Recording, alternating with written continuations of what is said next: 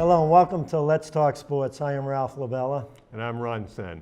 And in sports, it's all about not copping out, not dropping out, not holding out, but going all out. And that's what we hope to give you tonight.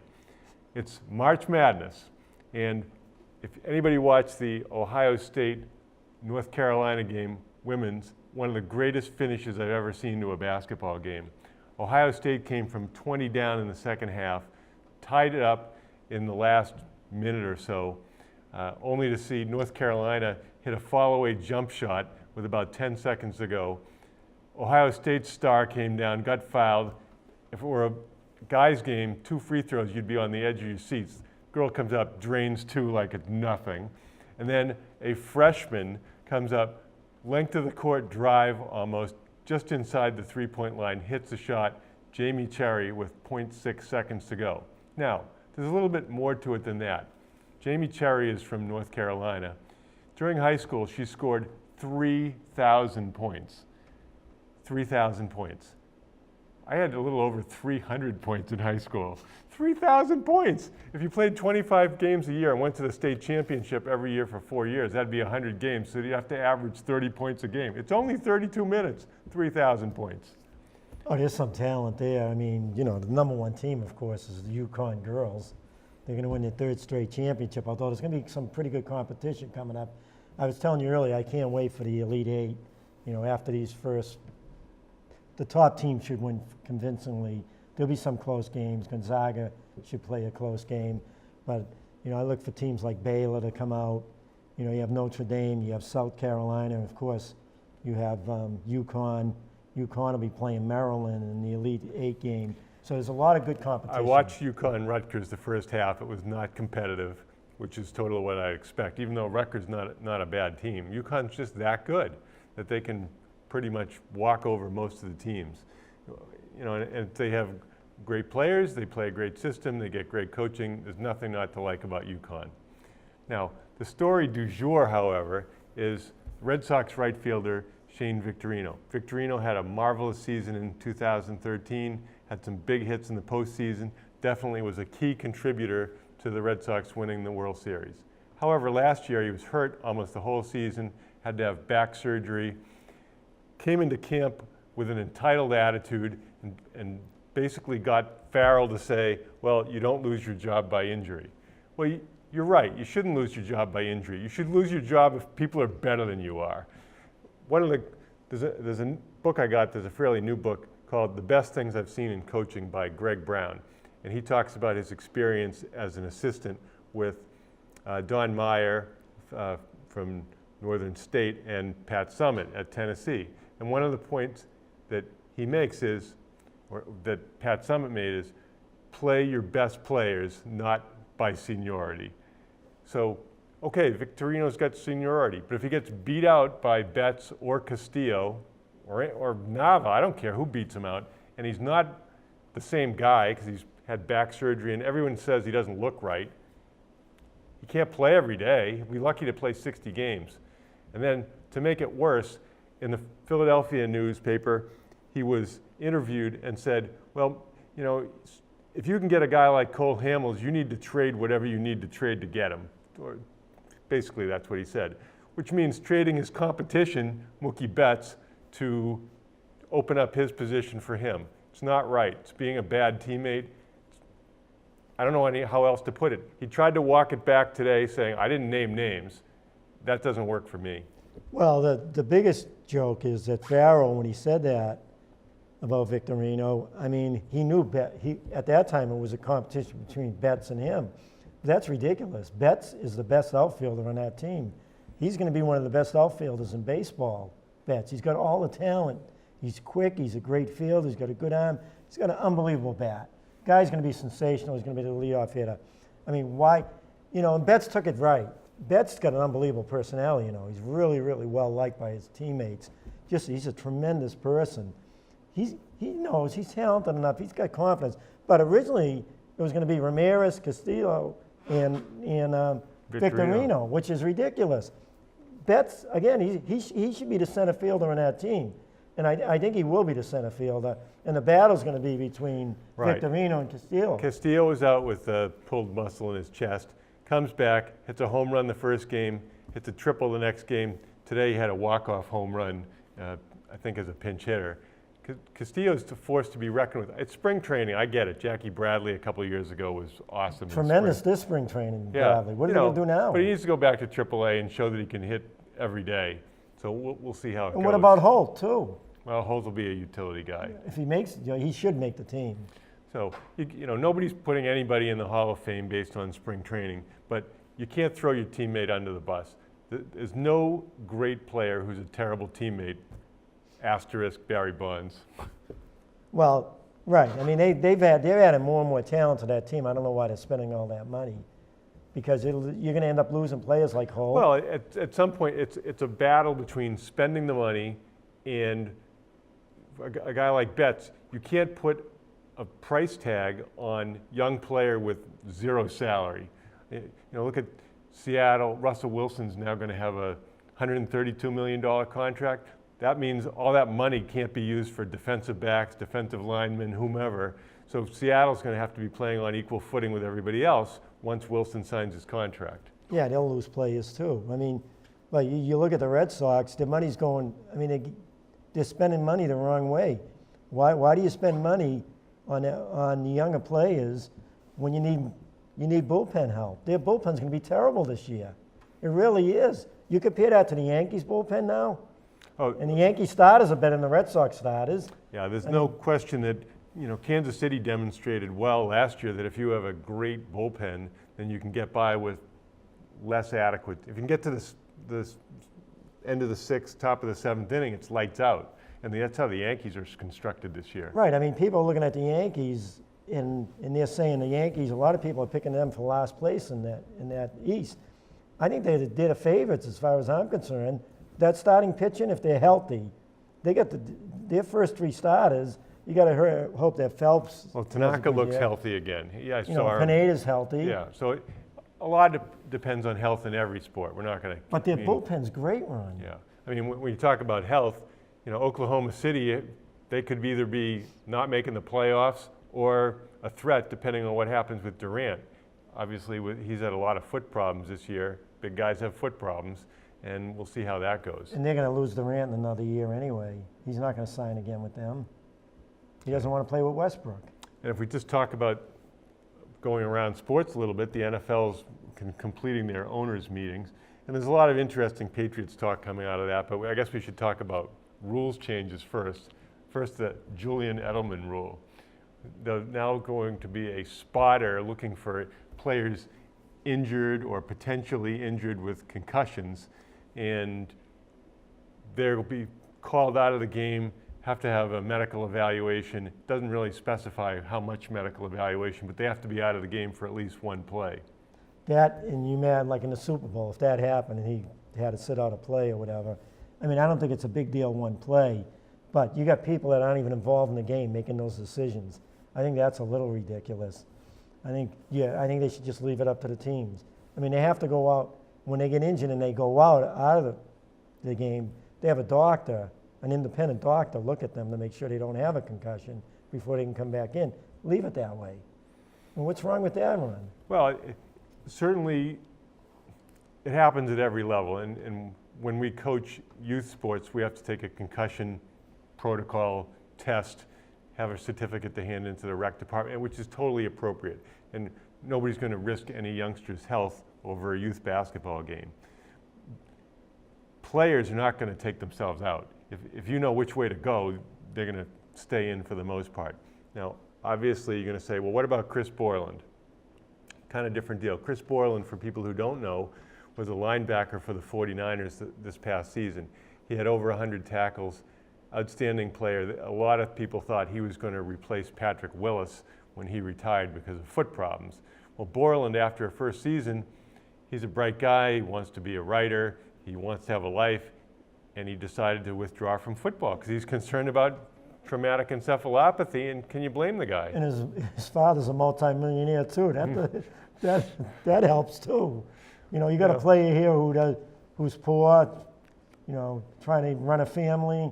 you know, he's not going to do that. If his father didn't have money, he'd still be playing, Ron. Right. Nobody's thinking that the National Football League is going to go away because Chris Borland decides not to play. But it is a factor for some players. You think about how many players have walked away in the prime of their career. Jimmy Brown left after 8 years, averaged 104.5 yards a game during his whole career, as I recall. Barry Sanders left early. He said his favorite sport was bowling, and he wanted to be able to bowl. Probably the two greatest runners of all time. Right. Robert Smith, I think, who played for the Vikings, I think he was going to go to medical school.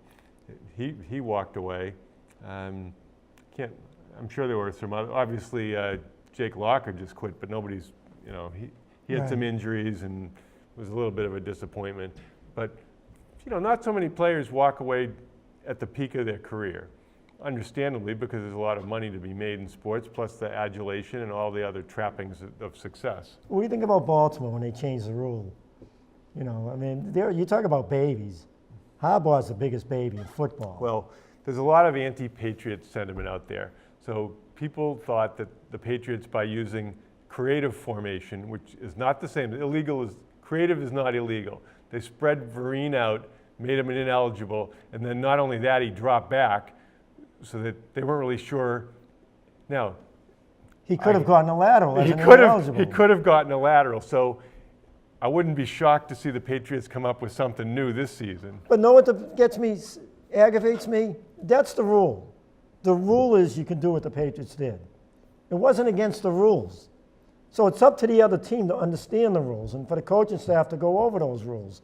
Now, why should they change the rule now? Like Harbaugh said, they should have given us more time and told us. They got plenty of time. Well, not only that, in the next game against the Colts, the Patriots tried a couple times and the Colts handled it easily. The Patriots didn't do anything.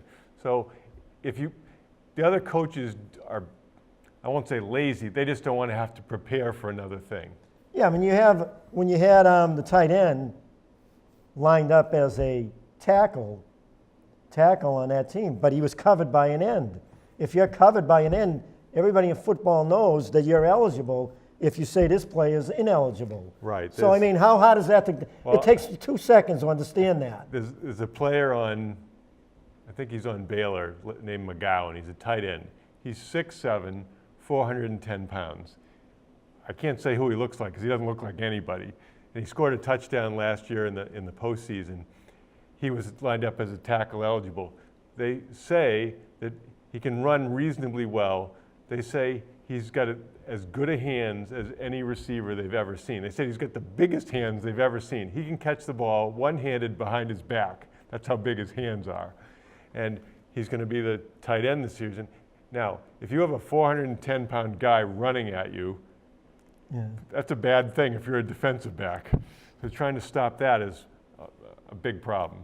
But, I mean, what is football all about? What are counterplays? What are fakes all about? You're trying to fake out the other team. Sure. What are you doing? What about picks? They're illegal picks, but they don't run into the play. Well, the read option. Yeah. You know, all these plays that teams use, it's okay. It's strategy. So, but there's just tremendous amount of hatred and jealousy for the Patriots. But know what now. aggravates me? The first team that came out with it was Baltimore, saying the rule was changed, so the Patriots did something that deceived us. So they're over there crying and they're showing, oh, we were right and the Patriots wrong. No. See, Belichick's not like that. He should come out and say, listen. He goes, number one, you're crying over spilled milk. You're crying over it. You got burnt. We ran the play legally. And you're over there coming out and saying, see, we were right. You weren't right. You were wrong because you couldn't handle it. You weren't coached well enough. That's what Belichick. Brady came out and said it. Well, learn the rules, he said. When the NFL delayed deciding, in other words, tabled Belichick's proposal that they have 4 cameras on the end zone and sidelines to get the calls right on boundaries, Belichick apparently went into an expletive-filled tirade that had all the other coaches laughing, and the NFL wasn't really sure what to do. Now, nobody knows if this is recorded on any cell phone camera that we're going to see on TMZ or something else, but they said Belichick launched in this tirade. We can send the Pro Bowl to Brazil. We can play in Europe. We can do everything else, but if there's money that has to be spent to improve the officiating, we don't have any. He was 100% right. Of course he was. He was 100%, and they say he wasn't as bad as that reporter said he was. A lot of the reporters hate him. But nobody should come out and say, listen, they're trying to prevent me from getting that 5th ring to put on my thumb. That's what he should come out. I mean, does anybody else have that problem around here? That's what he should say. Really burn them. Well, he's not the highest paid coach in sports for no reason. You know, and there's no question he's obsessed. He left the meeting early. I think he went to Central Florida for a player tryout day or whatever. But you know what it is? He is a pompous ass. You know, he really is. But the guy's a great coach. I don't have any problem with arrogance for people who are really great. If you're spectacular at something, proven track record, really wonderful, knowledgeable, and you're a difficult person, I can kind of deal with that. If you look at the movie Whiplash, that's the whole theme of the movie, although in its most extreme form.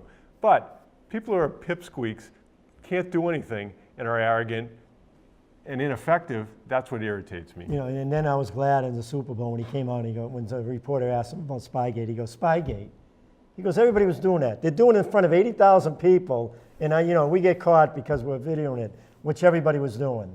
He said that, but he should have came out, he should have come out and said, you people that keep bringing it up, number one, you're embarrassed about the way we handle your teams and stuff like that. We're constantly winning, your teams aren't winning, and you got to look for something. But to keep bringing up Spygate, but he's not that type of guy.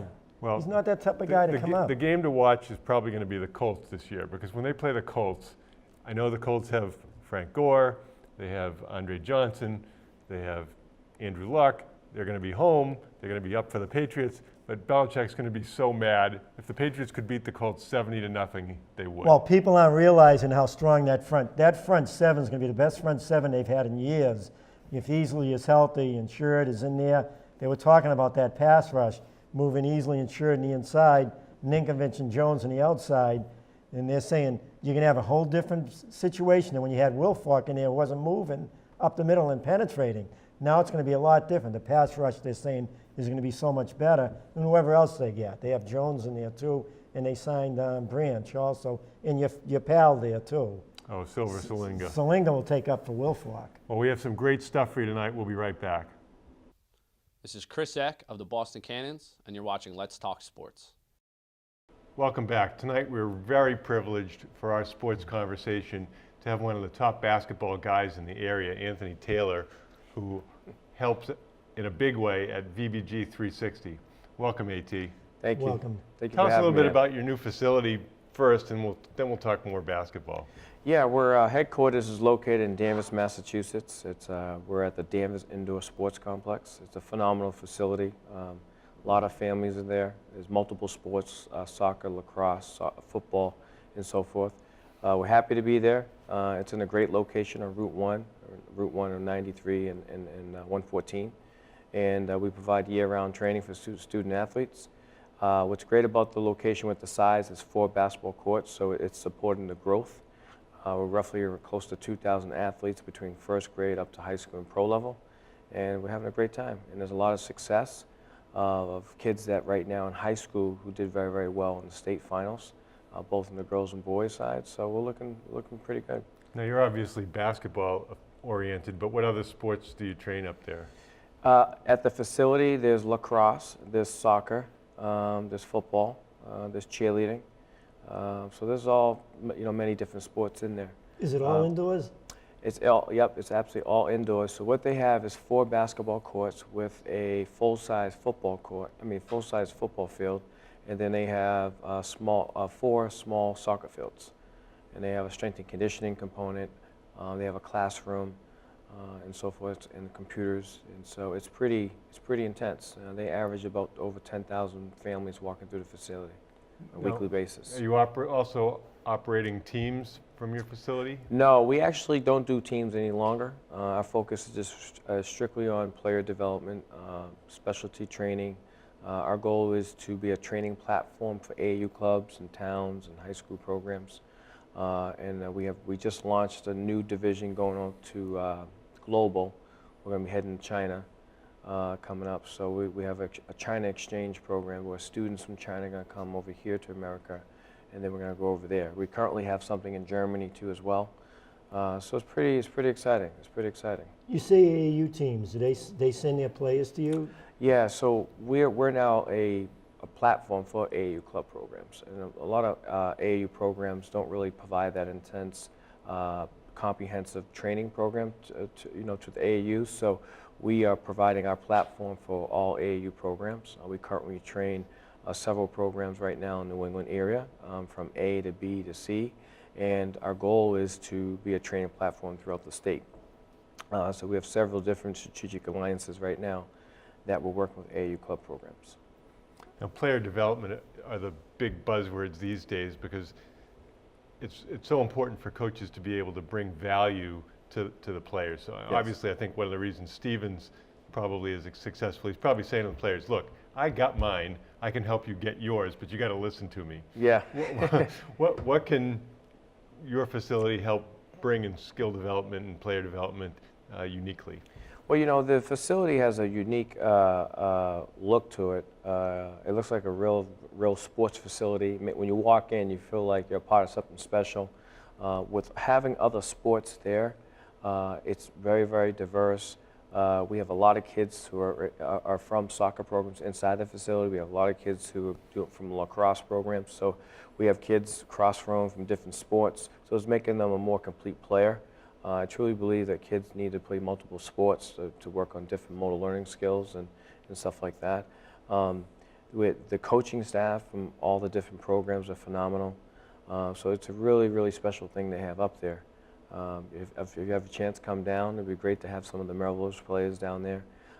We launched our unique thing, which is pickup basketball, which you don't really see nowadays with kids. It's always organized. So we're launching for the summer a pickup basketball on Sunday evenings, where we're going to have college kids on one court, boys and girls, and high school kids on court in a middle school. So we're launching that for the summertime. Now, Ron coaches 6th graders. Okay. I coach 7th graders. They'll be 8th and 7th grade Yep. next year. We just completed our season. Okay. I would recommend to the parents what they should do with their child. I mean, Yeah. should they take a break before they come up there, or how would you handle that? It's a basketball player is year round. You have players that play for 6 hours and 5 hours a day. It's really up to that individual, depending on what other sport they might be playing. Usually right after the winter season, usually kids go into a soccer mode or maybe a softball mode or track mode. I do recommend that players should play both sports. And the beauty about our program, VBG360 Training, we have a 7 days a week training platform. So kids can go on a Monday, a Tuesday, a Thursday, a Friday, a Saturday. So it accommodates the flexible, the complex schedules that kids have when they have both sports. Well, what if they come up on a Saturday at 3 o'clock? I mean, do they know what they're going to expect when they come up at 3? Yes, so we have an online schedule on our website. It's www.vbg360training.com. So we have a calendar that lists all the times for parents to either do private. If it's a private training session, we have an online system that parents can schedule appointments, or they can call, talk to someone in the office. If it's someone that just wants to do a drop-in, a free trial, try it out, they could just drop in and meet the coach, and there'll be a coach there working with the players. We split the players up accordingly to skill levels. So we have a systematic way.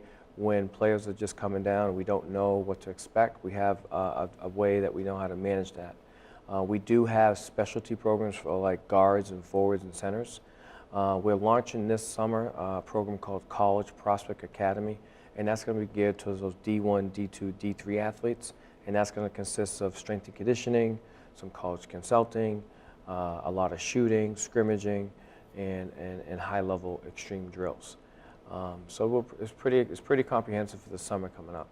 Yeah, there's generally two types of coaches. There's the coaches that tell people how to do what they couldn't do. That's the Lawrence Frank mode. That's sort of me and Ralph, high school players. And then there's the other type. There's the skilled players who had high-level experience. AT played in the NCAAs. He knows the game inside and out and can teach the game. So to digress a little bit, so far the tournament's been great. Yeah. More, I guess in the first round there were more one-point games than there have ever been before. Mm-hmm. Now, aside from Kentucky, who else do you like? Well, I have to go with, last week I was watching Ohio State in Arizona. Thad Mott, Ohio State, was my assistant coach, and Sean Miller was my assistant coach. So although I do like Kentucky, I think Kentucky's really big, but I have to go at least one of my coaches, so that's going to be Sean Miller right now, who's doing phenomenally well. It's amazing when I was fortunate enough to actually have him coach me. He provided so much information from individual development. It was amazing. He has a bunch of online videos right now, nationally and globally, going over the technique and form. And he was such a great player as a point guard in college. So it's good. It was great to learn from a phenomenal player that he played at a high level, and I've learned a lot. Where'd you play for him?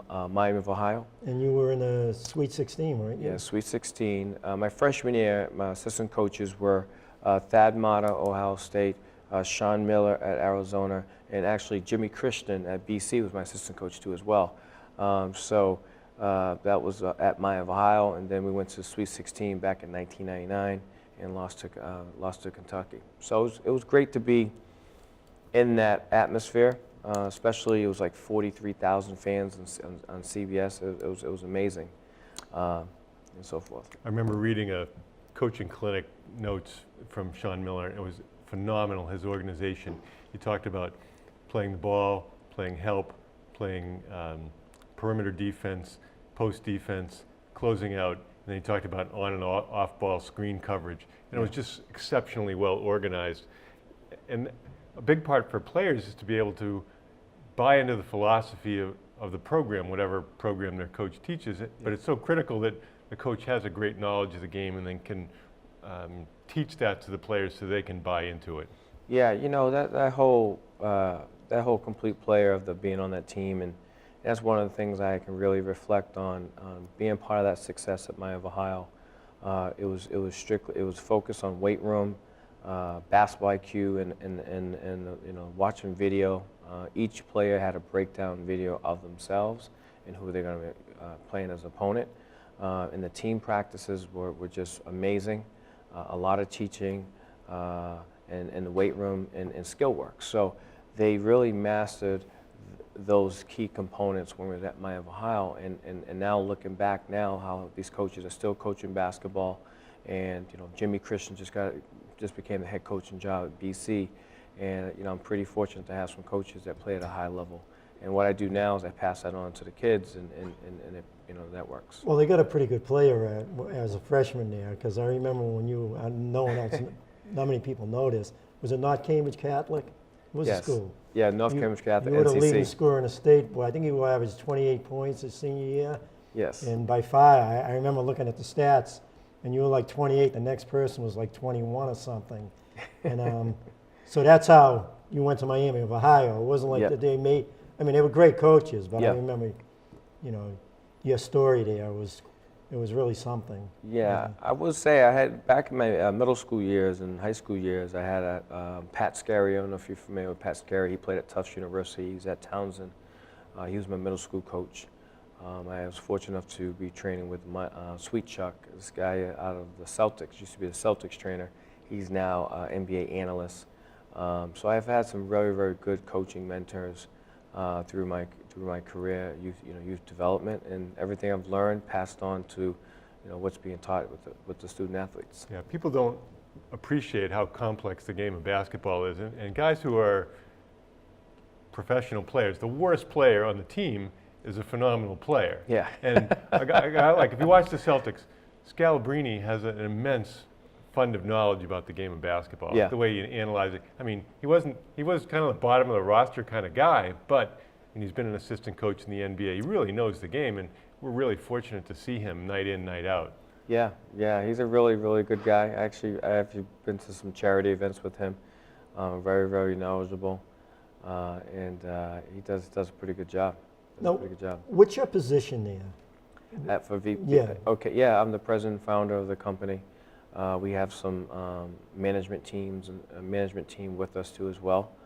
We also have with the for-profit, not-for-profit too as well. We have a foundation that's open for student athletes that can't afford the program. So we want to make our organization for youth whether you're urban, suburban, you can't afford it, it's open for everyone.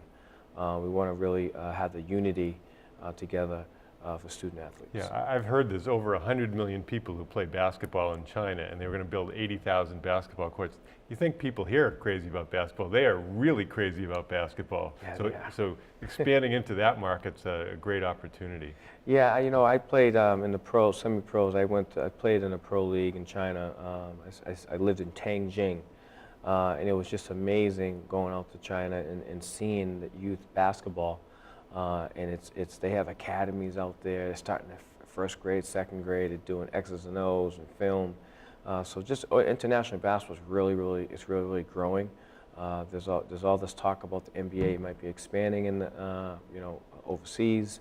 So they're still working on that. There's a lot of information online.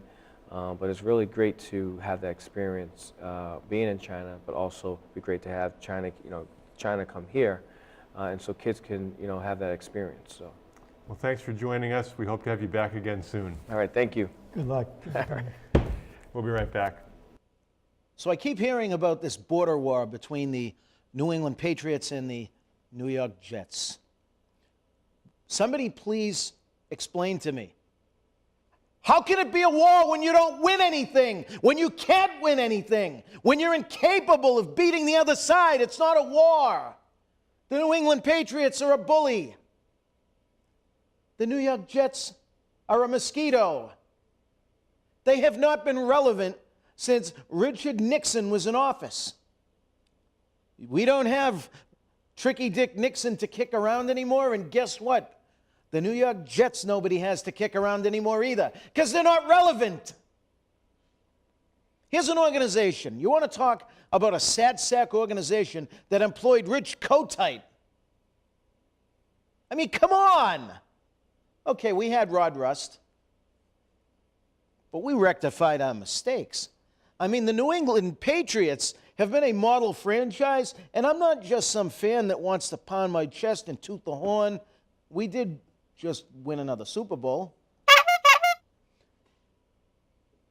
But we're talking about an organization that has routinely, systematically, and every day, they swap deck chairs on the Titanic. They jump from the Hindenburg and land on the Titanic. This is one of the worst run franchises I have ever seen. Are you kidding me? What war do we have with them? What border war when one team is incapable of actually challenging the other one? All right, they went to a couple of AFC championship games, didn't they? A couple of years ago. Remember that sexy Rexy Ryan and his foot fetish? 2 years in a row, they went to the AFC championship game, and they lost. They didn't even knock at the door because, you know what? No one even remembers who loses the Super Bowl. So are we going to remember who got, oh yeah, the New York Jets. What do they got, a flag hanging up? We made it to the AFC championship game. Are you kidding me? You're going to celebrate that? Okay, they did sign Darrelle Revis. They really stuck it to us there because honestly, I don't believe that the Patriots will repeat unless they go get themselves a shutdown corner, and nobody exists that is going to sign with them. So, but that's not what I'm talking about, because you know what? The Pats will do something that, once again, the Jets have not done since Weeb Ewbank was there. Contend. They have not seriously contended where they were going to be on the cover of a football magazine, and ESPN was going to say, who will stop the Jets? I know the answer. The Jets will stop the Jets because they always stop themselves. Come on. They've never been the team to beat. In my lifetime, 46 and a half years for those counting, 46 and a half years they have not been the team to stop. So again, what war, what border war do we have with this team? Now, the truth of the matter is the Patriots have been to 8 Super Bowls. 8. They've been to 8 Super Bowls starting in 1985. The Jets had already gone 16 years without even being to the big game. They haven't even come close. At no point were they a great team, and we should be worried about them. Yeah, they beat us a couple of times in the playoffs. Again, what are you going to hang a flag over in New York? We beat the Patriots in the playoffs last year. How'd that work out for you? We have 4 championships, including this most recent one. And you guys just went and donated $25 million to a cornerback when you don't have a quarterback. You haven't had a quarterback since Ken O'Brien, since Richard Todd. My God, Vinny Testaverde would be a step up right now. And I mean the 50-year-old Vinny Testaverde would be better than what you had. Geez, you ran Mark Sanchez out of town. He was more famous for getting sacked by one of our offensive linemen's butt. But you know something?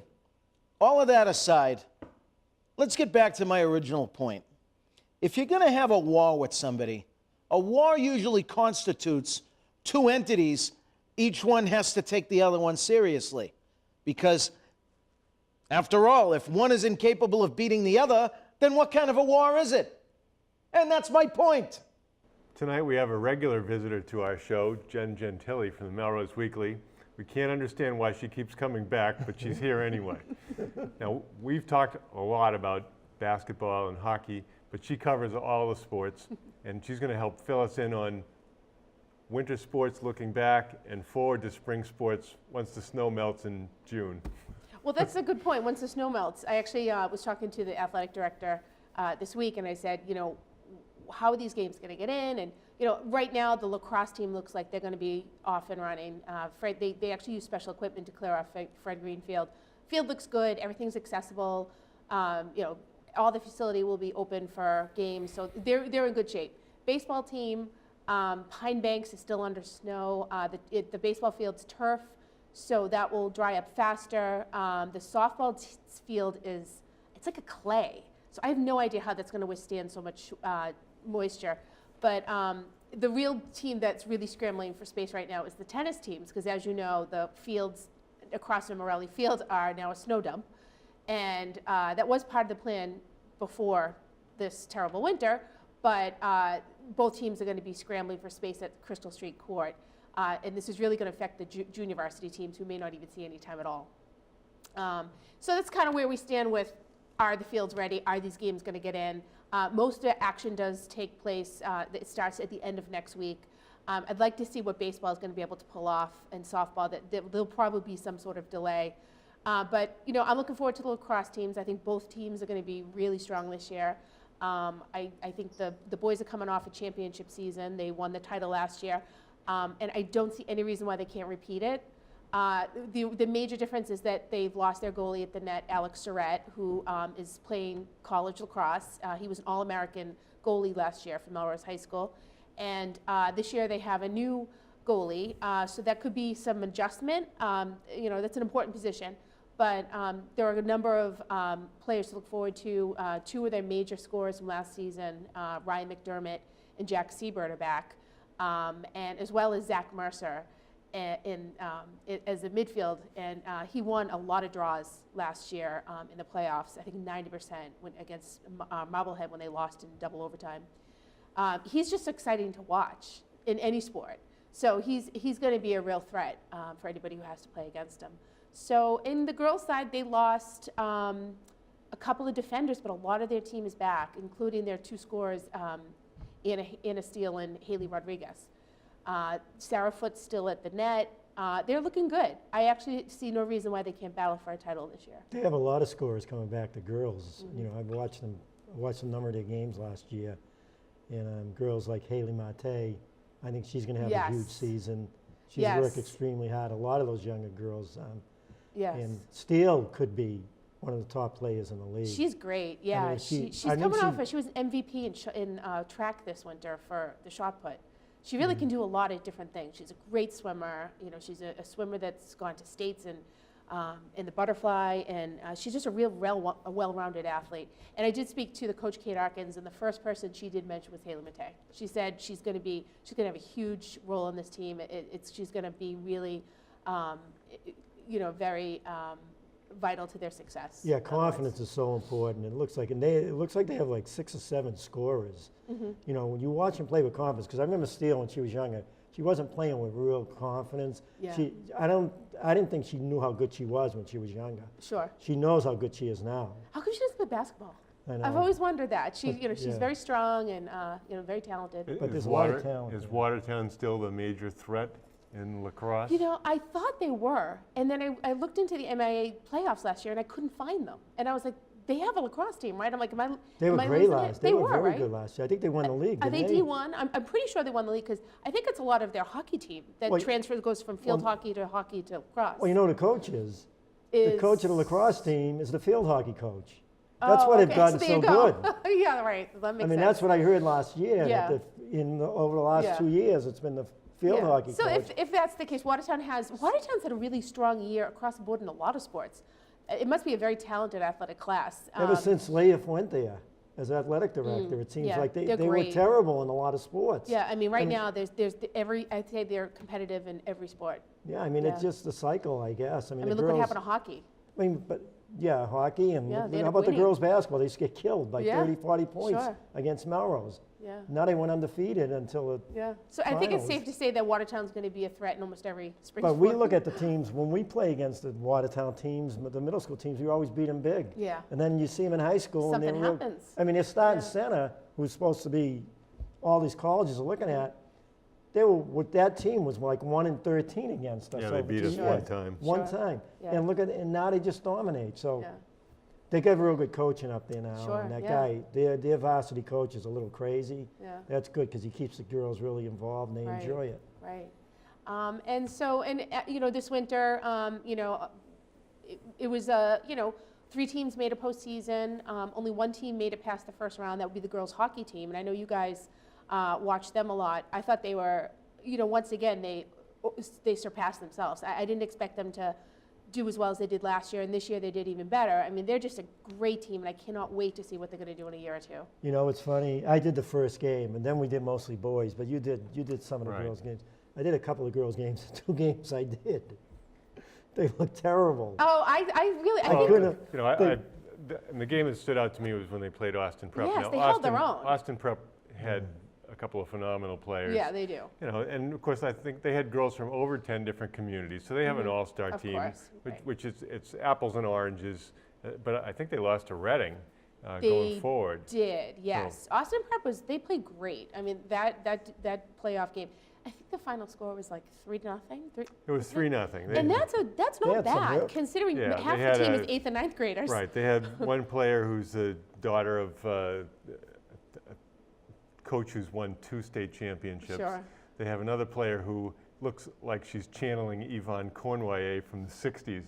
The girl would explode from the right wing and come in and get a shot on net. I mean, Yeah. one of the best high school players I've ever seen. Yeah. I mean, just really strong team. But Melrose held their own against They them. did hold their own, and then that's important because they're so young. And, their goalie, I think, is only a freshman. Yeah, hopefully. No, I an mean, 8th grader. Is she 8th grader? They're. Okay. I hope she doesn't leave. No, a lot Yeah, of these 8th knock on wood. graders. A lot of these 8th Yeah, graders. they should get ahead of themselves because there's a lot of competition out there. Well, what's I wouldn't be hap- running to a Catholic school so Well, fast. What's happening with girls hockey is a lot of the 8th graders are playing because they're in middle Of school. course, there yeah, with and they the put themselves intention of in the- going to private school, like Yeah. Catholic school. And Melrose lost 1 player last year from a Right. good player that would have really made them strong this year. Right. Because she was going to be another Gorman. The Yeah. Gorman that graduated Haley, last year. yeah, yeah. She would have led that team. Sure. Physical player. Well, I think it's really important to recruit within your own community. I was talking to Danny Muse, who's the all-time Melrose Oh, I know high Danny, school yeah. scorer in hockey, and he's got a son who's 9, and I said, so you're going to send him to some private school? He says, no, he's a Red Raider, He absolutely. is. Danny's part of the Hall of Fame. He can't do that. No, I know. Yeah, Danny's He's a good guy. Danny's got red and white in his veins. Absolutely. But now if absolutely. she stays, they got a great goalie for the next 4 years. Well, if she does, she should. But And if she's got good players with her. they got a great coach. But you know, the coach is good. She must have made some adjustments because the games I saw, they couldn't move the puck against. Oh, the they were doing great. I Teams thought were they were all good. over them. Yeah. So I think she might have made the defensemen, who are some of their best Yeah. players, maybe handle the puck a little more than Yeah, they were. they didn't have the finesse that Austin Prep had, obviously, and that takes a lot of. But what'd you see with the experience. defense? Did you see them attacking more? Because they weren't attacking with. Not so. I mean, the goalie. I mean, the goalie did most of the work. I mean, she was outstanding in that was. game. She was really good. But just looking at the youth alone, I really like to see what they can do next year and even the year after. And they're in a great league. The They are in a schedule they great had league. was They're great. playing between Reading and Watertown. They're facing the best teams in the state. In the game I did, one of the games, they played Masco and lost. They got shut out. And then they came back and beat Masco the next Right. game. And Lexington, not one of the top teams in the league, Right. played great against Melrose. Sure. I mean, the coaching was unbelievable. They were all over Melrose the whole game. It was a great game. So I'm looking at that and I'm saying, wow, it's Yeah. getting better and better. getting girls better. Right, it's a hockey. sport that's evolving. The girls start younger, they get stronger. The play will only get better and better. And boys hockey, I don't know what happened. Well, we did Yeah. a game. No, I think that the boys had an outstanding first group, Yeah. and then they have a lot of younger players They do. who are skilled and good. they work hard, but they're not quite as physically developed. And for the most part, it's very hard for sophomores as a group to compete against juniors and seniors who are Right. that much bigger, stronger. A year or two in boys' sports makes a huge difference. You see these 15-year-old girls that are Yeah. full grown. But the challenge for game, we said it during the game, I said it a number of times, the younger players, they just wore down against Chelmsford. Yeah. Chelmsford came out. The game started off when Melrose was all over the ice. Oh, I yeah. mean, they were flying. Were you at the game? Oh, yeah, They yeah. were flying the first They 5 were, minutes. yeah. All three lines, and then all of a sudden you start seeing the younger players, Kind of. they're getting tired, they're getting Yeah. worn out because Chelmsford just kept coming at them. Well, I mean, Melrose had a lot of opportunity to score in overtime too. I mean, they had just a flurry Yeah, of in shots in the overtime, net. yeah. Well, They had so many chances to do it. They had an outstanding. Chelmsford had a great goalie. right, they hit the I mean, crossbar on one, I think. But And yeah, Tyler Brown was sensational. amazing. He had Oh, five in or that six. game, that was the best game he Five Oh, or he was six so good. incredible stops to keep him in the game. Absolutely. So, It could have been a lot worse. I'm sure the team was very disappointed to Yeah. lose, but it was a great effort. But you know what I'm looking at too? No, my son played 3 sports, but I'm looking at kids like Mercer and McLaughlin and Hickey. How much can they take? I know. I God, know. I mean, they go And through. they're going to go on to another They sport go too. through the football season banging know, heads. I know. The three of the top Yeah. players on the team Well, playing can you both imagine ways. how relaxing baseball season is going to be for them? They Well, don't have to worry about lacrosse. concussions Well, or lacrosse will be. lacrosse. is Mercer. Mercer's lacrosse. Corellis and Hickey and McLaughlin are baseball. But I'm saying to myself, how much can they take? Then I watch them in hockey. Yeah. They counted on the 3 of them with Corellis. Yeah. I mean, Corellis had a great But year. in they're hockey. they're defining the boys' teams this year. Oh, I mean, if it they wasn't for- all 3 of those kids. But you know 4 what? actually. You know what I those look kids. at though? I look at these 3 players. Forget football, but Mm-hmm. hockey. I mean, when they were younger, they were tremendous in hockey. You get this talent coming up with that whole class. Mm-hmm. Yeah. I mean, Corellis was the best defensive player in the league. Oh, I think. absolutely. It'll yeah. be interesting to see how it goes going forward because there's more players that concentrate on one sport predominantly. Right. So when we were kids, a lot of kids would play 3 sports. There was no lacrosse, but Yeah. they'd play baseball, basketball, and football, Mm-hmm. or football, hockey, and baseball, whatever. And it would be the same kids Well, you'd see now all the time. kids are playing their preferred sport, 365 days a year now. They Right. go into AAU and camps and Yeah, when the boys played Woburn in hockey, you could tell a lot of those Woburn players were just hockey players. Yeah. You could just Oh, tell the way yeah, they moved the yeah. puck and No, handled the puck and skated. And you got kids again, Corellis, Mercer, Hickey, McLaughlin, some of the other players. They're doing 3 sports. Right, I mean, and if they that's were doing hard to one do. sport, yeah, they're tremendous athletes. They're unbelievable. I mean, the school's very lucky to have them, and I know their fathers have. We've done pieces on them, and it was very important for those kids to stay at Melrose High. Those are kids that could have gone to Well, they've made those Austin Prep sports- or Bishop Fenwick, and they chose not to, and that was to our benefit. And it's probably a good example for anybody who has a kid who's in 6th or 7th grade. You don't have to run out so fast to these schools. I mean, Melrose athletics is very strong right now. Well, and not only that, the education they get is quality. You look like Jack Hickey's going to go to Amherst. Right. So you can get a Melrose education and end up at a top school. And look at that, you can't do better than what the football team did this year. And 3 of those kids, actually probably 4. I know Hickey's going to Amherst. Will Caffey signed with Colby. Mercer's going to join his brother up at St. Anselm's. Oh, good. They're all going to play. And Is he they're gonna play actually, football, Corellis will Mercer? probably play, and McLaughlin he's still choosing schools, but they're all going to play. And it's not like you have these great opportunities in college. It doesn't, you can get it through a public school as well. Right. But depending on the level of the school you're at, it's a big time commitment.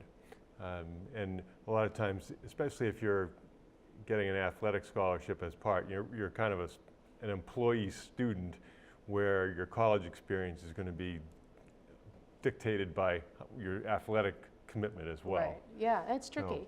Yeah. right. Well, thanks, Jen. It's great to have you back, and we know you'll be here on a regular basis. We'll be right back. Thank you. Welcome back. If anyone had told you at the beginning of the season that the Celtics would be fighting for the playoffs and the Bruins would be out of the playoffs, you would have said, you got to get your head examined. But that's where we are. Tale of two teams. The Bruins look in total disarray. Their stars from Stanley Cup seasons gone by, not producing. All the team does is talk about playing better, and it's not happening. Do you think they can rally and make it? Well, I don't think so. I can't see it. I mean, you watch the games, they look terrible lately. I mean, and they're not up for it. The players, I think, have really, I mean, they just don't listen anymore. They don't want to play that style of hockey anymore. Well, right. I think what you talk about all the time is identity. And right now, the Bruins aren't the big bad Bruins, and they're not the fast Bruins. They're just the Bruins. And even if they make the playoffs, they'll get annihilated by Montreal. So it's pretty hard to be optimistic as a Bruins fan unless you say, well, we could tank, somehow get lucky and get a good draft choice, get rid of the coach, get rid of the general manager, bring in a new coach, new style. As you said, the players do not, if you brought in somehow the Bruins miraculously got an Eichel or something, then from BU, then Claude Julien would be saying, like, you're not back checking, you're going to sit down. Like, what is that? Young players don't want to hear that kind of stuff. Well, look at this, though, Ron. From last year, you lose Ginla, you don't sign him. You know, he was looking for more money. Maybe they didn't have the money to sign him. You lose Boychuk. You lose Boychuk, probably one of the best second or third defensemen on a team in the league. I mean, if you're going to pick third defenseman, you know, on your second unit, you know, Boychuk would be right up there as one of the best. You lose Sagan 2 years ago. Now, look what they got for them. They got no one for Boychuk, one of the best defensemen in hockey. Not in the top 10, but, you know, right behind him. Probably one of the top 15 to 20 defensemen. That's saying a lot. And you lose one of the best centers in hockey. For who? For no one. You look at those two moves. That's the general manager and the coach. They blame the general manager, but the coach didn't want that Sagan because he wasn't his type of player. That's the main thing. The main factor was that. Not that he was out partying. The main factor is he wasn't Julian's type of player. So they give up a superstar, 20-year-old superstar for no one. They give up a top 15 to 20 defenseman in hockey for no one. They lose Ginla. You know, I'm not blaming anybody for that. So who do you blame? The coach and the general manager have to go. They totally blew it. They're not little mistakes, Ron. They're huge mistakes that are going to affect your program for 10 years. Well, and with the exception of this year and the rookie, they haven't had draft choices coming along for years. They got to go, Ron. They've got to go. I've been saying, I mean, all right, they won one Stanley Cup. They could have won another one. But it's over with now.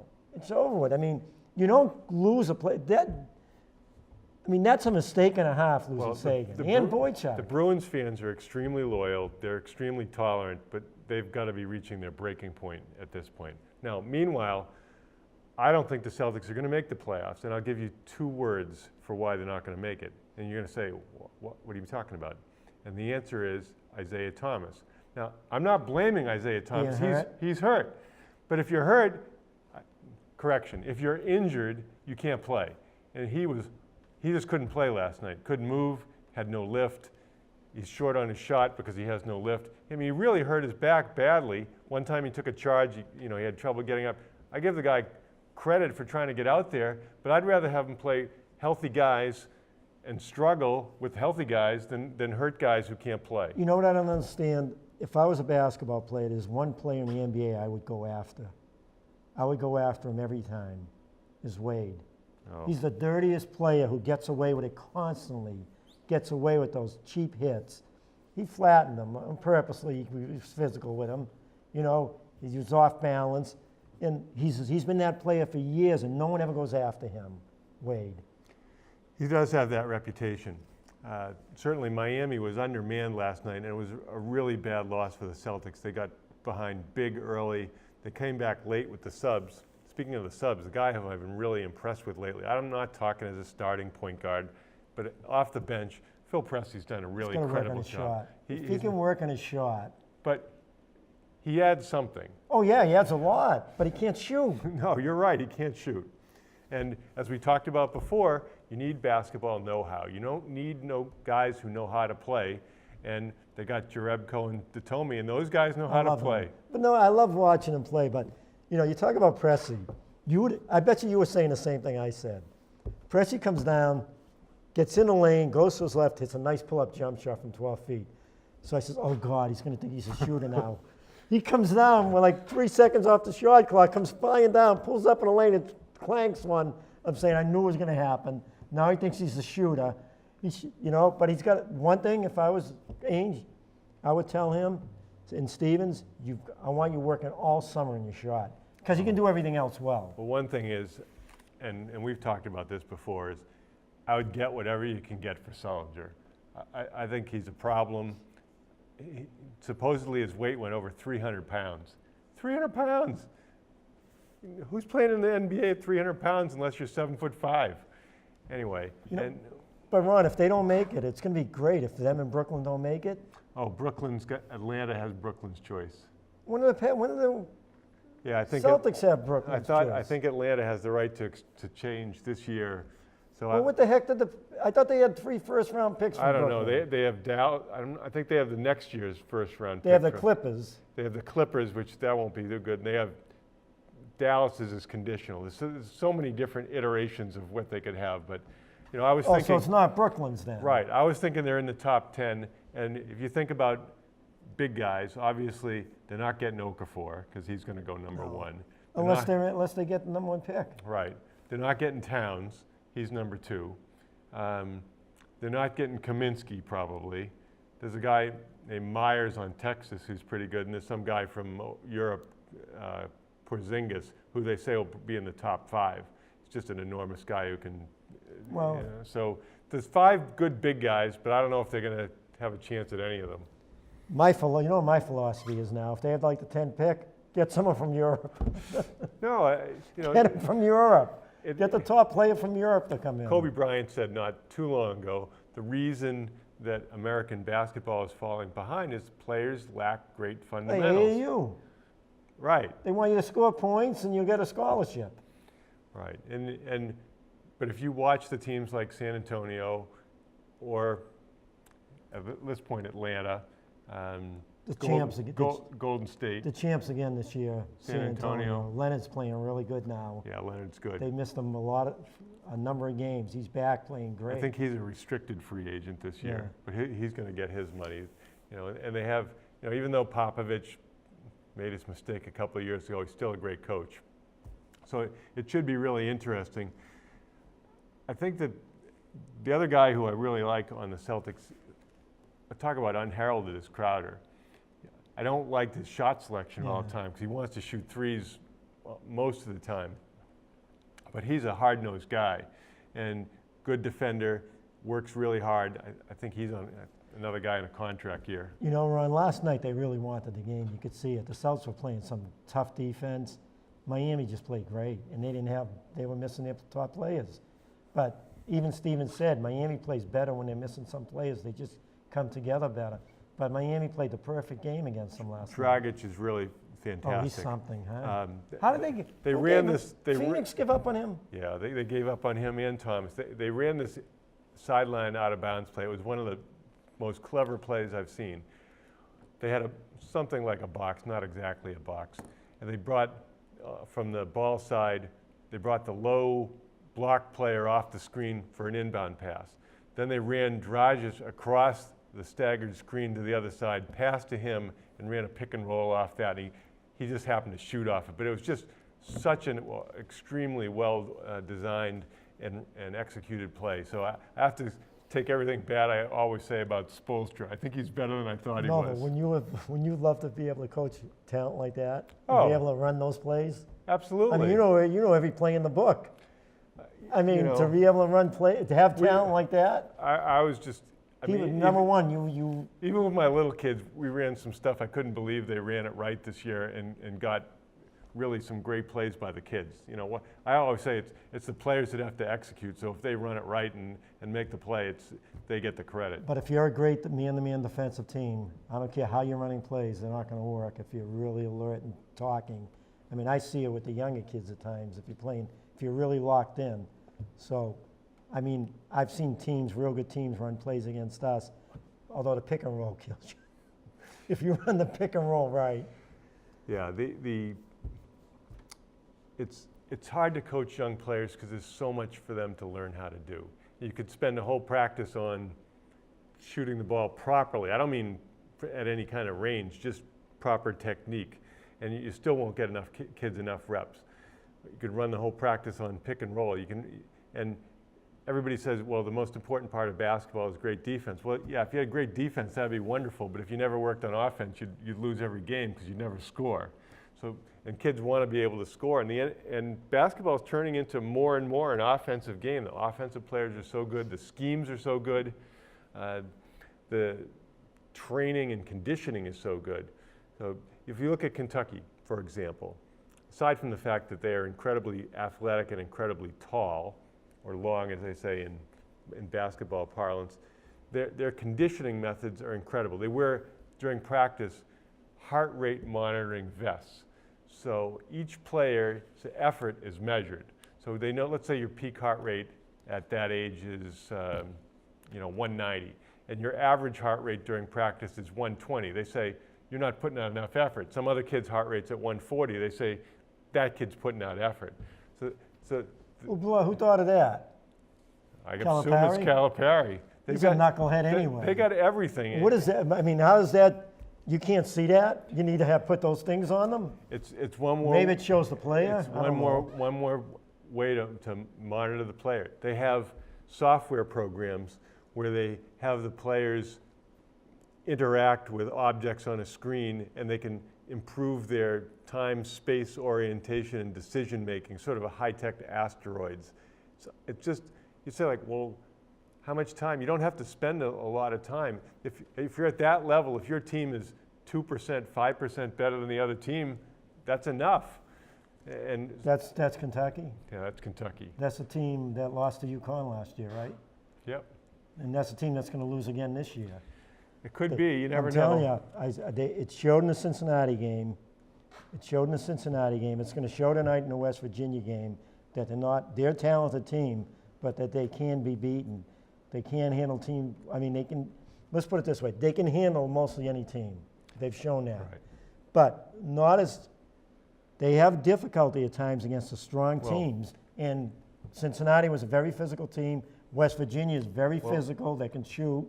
On B-Ball Breakdown on YouTube, the coaching analysis, they go through all the teams that could potentially compete with Kentucky.